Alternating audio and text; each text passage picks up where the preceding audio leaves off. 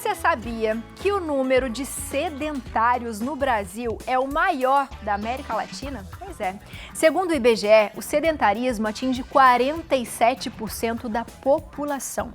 E agora, que a gente está no final do ano, é geralmente o período que as pessoas querem correr atrás do prejuízo. Você já tentou praticar alguma atividade física e sentiu que não estava rendendo? Hoje, o médico do esporte, Dr. Paulo Roberto Lima, vai explicar pra gente como a gente melhora o nosso rendimento durante os exercícios físicos. Doutor, seja muito bem-vindo ao nosso Santa Receita. Eu já vou começar falando do sedentarismo, né? Afinal de contas, a gente teve uma pandemia aí que muitas pessoas ficaram disciplinadas, né? Vou treinar em casa e conseguiram. Mas a grande maioria falou assim, quer saber, já que tá tudo fechado mesmo, vou ficar aqui, e foi ficando, e foi ficando, e foi ficando. Como que a gente classifica uma pessoa como sedentária? Olha, na verdade, depois dessa pandemia, a gente vai modificar um pouquinho, né? As pessoas, elas se exercitaram num curto período com uma intensidade muito grande. E isso ocasionou, agora a gente está vendo, grandes lesões, né? Eles não dosaram muito bem como fazer o exercício. Então quiseram fazer exercício 3, 4, 5 vezes no dia. Então eu vou ficar mais ativo por isso? Não. Às vezes machuca mais do que sair do sedentarismo. Então, praticar 30 minutos todos os dias já sai do sedentarismo. Já sai do sedentarismo. Tá ótimo.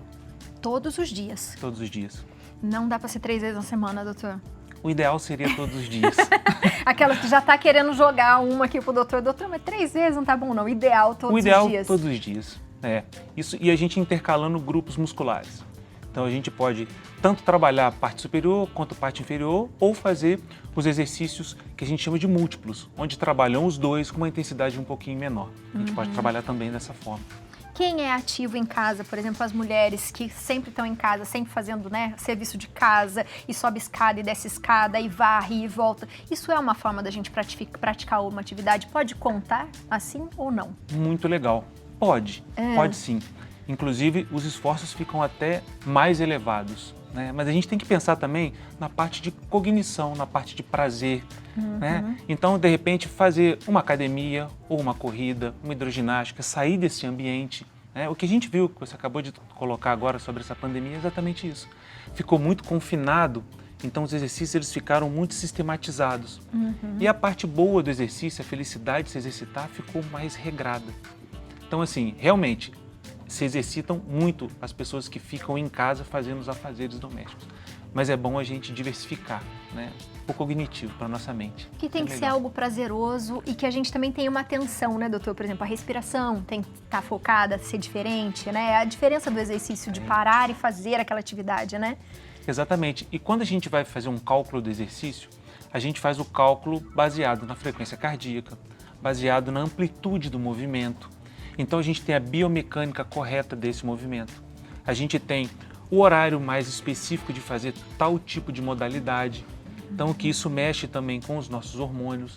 Então tem alguns exercícios que são mais propícios para fazer na parte da manhã. Outros que não tem tanta importância a gente fazer no meio do dia, porque nós temos os hormônios que são cíclicos. Então isso também tem a ver quando a gente vai calcular isso para a pessoa, né? Para o nosso paciente, ou para o nosso atleta, ou para o nosso aluno. E a gente pode pensar em horário? Como que a gente distribuiria bem os exercícios no nosso dia a dia? O melhor horário, todo mundo faz essa pergunta, sabe? Essa pergunta é uma pergunta muito relevante. O melhor horário é o horário da parte da manhã, onde a gente está, teoricamente, né? Quem dormiu melhor, está mais descansado, teve uma boa noite de sono, que antecedeu uma alimentação mais balanceada, não uma alimentação muito pesada. Então a gente acorda mais propício para o exercício. Os nossos níveis de cortisol, que é o nosso hormônio que manda melhor no nosso corpo, eles estão ótimos. Tem o primeiro pico do cortisol logo na parte da manhã. Então isso faz com que a gente responda melhor ao exercício. Então a gente tem os benefícios do exercício, né, associados à nossa condição física melhorada também pelo nível de cortisol. O final da tarde ele é um pouquinho mais complicado, porque as pessoas trabalham, às vezes vêm de uma noite de sono ruim ou de uma alimentação muito carregada durante o dia, no final da tarde realmente o corpo está pedindo um pouquinho mais de sossego. Então os exercícios com mais força nesse período, eles não são mais recomendados.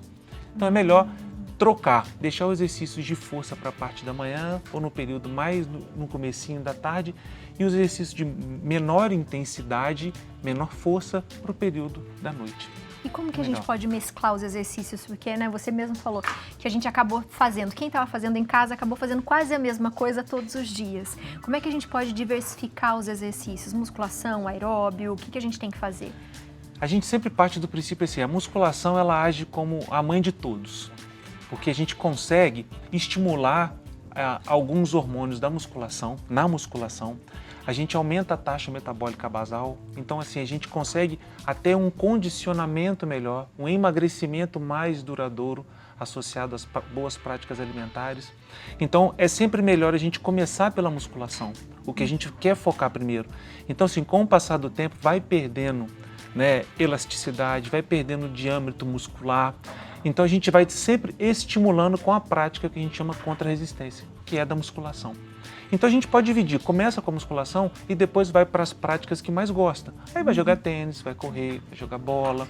Então a gente pode mesclar, mas começar sempre com a musculação. Eu sou um defensor da musculação, não do ponto de vista daquela musculação que todo mundo acha que vai ficar hipertrofiado ou grandão, não. A da saúde. Da saúde. Para você chegar numa idade mais avançada com qualidade de vida, tendo menos dores, ficando mais com os músculos mais enrijecidos, então melhora a postura, diminui dores lombares, a gente consegue melhorar o core, que são os músculos aqui dessa parte inferior. Então a gente tem os benefícios a longo prazo, não imediatistas. E muitas pessoas começaram a fazer exercício mais velhos, o que é bom também, e a musculação é indicada, né, doutor? Ótimo. Né? Não tem por que a gente adiar a musculação. Ah, eu sou velho, eu sou mais velho e eu tenho osteoporose. Então faça, vai estimular melhor a sua síntese óssea. Ah, mas eu tenho o famoso bico de papagaio. O professor de educação física ele vai saber calcular o ângulo direitinho, vai saber calcular a tua carga, vai saber colocar o exercício para você apropriado para a tua qualidade, né? Para o que você quer render. E a musculação ela é muito bem-vinda. Aí as pessoas falam, mas e a hidroginástica? Ótima também, mas também como um complemento. Ela sempre vem como um complemento. Ah, mas às vezes acha que por estar na água não tem carga. Sim, tem carga. O condicionamento cardiorrespiratório ele é muito importante, ele é bem exaurido na hidroginástica, né? Mas começando sempre com uma musculação, as outras práticas esportivas elas tendem a melhorar até seu rendimento. Que maravilha! E a gente está falando, então, escolhi a atividade, comecei a fazer musculação para eu render melhor, porque a gente fala assim, nossa, hoje parece que eu não estou rendendo. O que a gente peca? Começa com a alimentação? Também, porque a alimentação é a base da nossa nutrição molecular. Então, se a gente mantiver os alimentos mais inflamatórios, vai fazer com que o nosso corpo responda pior no exercício. Vamos dar um exemplo. Eu vou fazer um exercício de grande intensidade, de grande volume, com peso grande. E eu vou me alimentar com base de açúcar. Isso vai fazer com que tenha um pico de insulina muito grande na corrente sanguínea por conta desse açúcar. E toda vez que tem esse pico de açúcar com pico de insulina, a energia baixa muito rápido. Então, perde rendimento. Então, o que a gente preconiza? Comida de verdade. Comer melhor. Suplementar, se for o caso, com proteína, gorduras de fonte boa, como abacate, como um bom queijo, um queijo curado, que eu adoro. Então, a alimentação é a base de um bom desporto. Sem alimentação, a gente não consegue render muito bem. E hidratação também, né, doutor? Sim. As pessoas pecam nisso. Ah, tô com sede e vou beber água. Ah, qual é o cálculo que a gente faz? Um cálculo muito simples é colocar 35, 40 ml por quilo de peso, né? Quando a gente sente sede, já é o primeiro sinal de uma desidratação. Isso não é bom. Ou então, quando aquele xixizinho fica mais amarelado, isso também não é bom. Ainda mais as pessoas que hoje preconizam esse uso de vitamina D, que é muito bom, que potencializa muito o nosso sistema imune. Então, quem usa vitamina D, já é uma dica, beber água. Porque a vitamina D, a gente precisa que ela esteja num meio bem líquido, sabe? Ela é uma vitamina lipossolúvel, que ela é solúvel em gordura, mas ela tem uns componentes que ela precisa de uma hidratação melhor. Então, a hidratação é assim, não sentir sede. E a hidratação é com água. Água. Nem suco, refrigerante, nem pensar. Não. Água. As pessoas pedem também assim, e água de coco? Legal também. Pode fazer uso, sem problema. 300 ml, 250 ml. Mas no cálculo, quando entrar, o cálculo é com água. A gente tem uma perguntinha do WhatsApp que eu vou fazer aqui agora para você. É da Juliana Soares, ela é de Campinas, São Paulo. Boa tarde, pessoal.